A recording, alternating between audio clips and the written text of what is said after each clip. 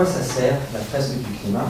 Ça sert à comprendre les causes et les conséquences du changement climatique. Pendant 2 jours, à l'ESSEC, on a bénéficié d'une formation sur les enjeux liés au changement climatique, auxquels ont été invités tous les profs et tous les staffs de l'école, pour vraiment construire une culture partagée et une compréhension partagée des enjeux liés au changement climatique. Pour prendre des bonnes décisions, il faut comprendre l'ampleur et la nature des problèmes que l'on veut adresser. Aujourd'hui, prendre en compte les enjeux sociaux et environnementaux, et en particulier les défis climatiques ou la crise climatique, sous-entend de prendre le temps de comprendre où on en est.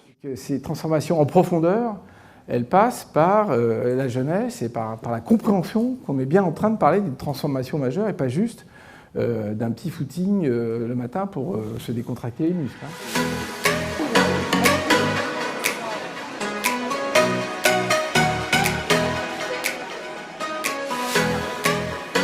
On démarre avec ce qu'on appelle la fresque du climat, qui a déjà été expérimentée auprès de 25 000 personnes. Donc là, ce matin, on a une dizaine de tables de 8 personnes. On essaye que ces tables soient mélangées, c'est-à-dire que les gens ne se connaissent pas trop finalement. Et donc ça leur permet de faire connaissance et ils ont des consignes qu'ils doivent respecter et qui permet, au bout des 3 heures, de comprendre à peu près les causes et les conséquences du changement climatique. Avec 21 voix. L'ESSEC a regroupé 180 personnes sur une base de volontariat. Et cette mise en relation et cette réflexion collective est quelque chose d'extrêmement riche. Très très heureux de voir à quel point vous êtes impliqués.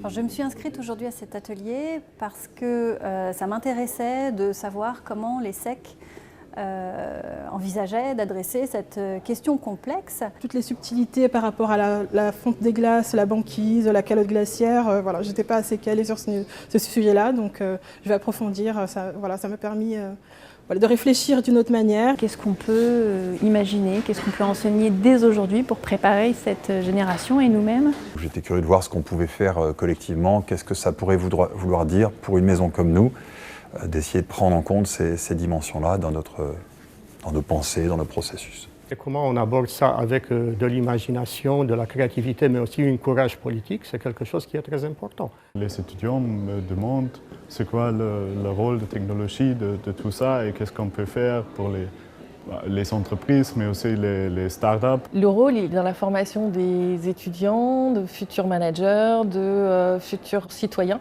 Et en tant qu'école, c'est clair qu'on a un rôle à jouer et tous, à tous les niveaux. L'objet, c'est pas d'avoir peur, c'est juste de prendre conscience, parce que la peur tétanise, alors que le sujet, c'est de faire un petit peu plus et beaucoup plus.